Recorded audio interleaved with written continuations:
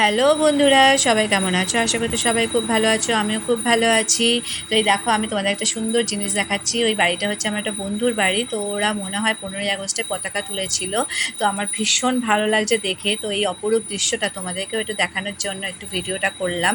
তা দেখো, আমরা বাবা মার থেকে যা শিক্ষা পেয়েছি, শিক্ষাগুরুদের থেকে যা শিক্ষা পেয়েছি, সেই শিক্ষার পরিচয় কিন্তু আমরা ছোট ছোট জিনিস এইভাবেই দিয়ে থাকি। তো ভীষণ ভালো লাগছে যে ওর বাড়িতে এরকম পতাকা উত্তোলন দেখে।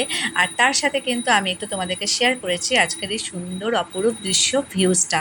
মানে নীল সাদা মেঘে দেখো কি সুন্দর ভেসে যাচ্ছে শরতের আকাশ। আর এই শরতের আকাশ কিন্তু আমাদের জানান দিয়ে থাকে যে মা দুর্গা আর কিছুদিন পরেই আসতে চলেছে।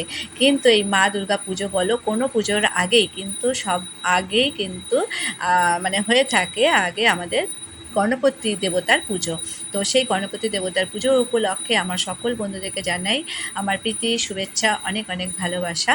আর ভগবানের কাছে জানাই যে ভগবান সকলকে ভালো রাখো, সুস্থ রাখো। তো আমি তো একটু রিলস ভিডিও করতে উঠেছিলাম, খুব গরমও লাগছিল, কিন্তু তার মাঝেও কিন্তু এই এত সুন্দর অপরূপ দৃশ্যগুলো তোমাদেরকে শেয়ার না করে পারলাম না। তো যাই হোক, ভিডিওটা দেখে কেমন লাগলো অবশ্যই কমেন্ট করে জানিও। সুন্দর সুন্দর কমেন্টস তো তোমরা করেই থাকো, তো তাও তোমাদেরকে আমার অনেক অনেক ভালোবাসা, তার জন্য অসংখ্য ধন্যবাদ। আর সবাই মিলে বলো গণপতি বাপ্পা মোরিয়া। রাধে রাধে, হরে কৃষ্ণা। ভিডিওটা দেখে কেমন লাগলো জানিও।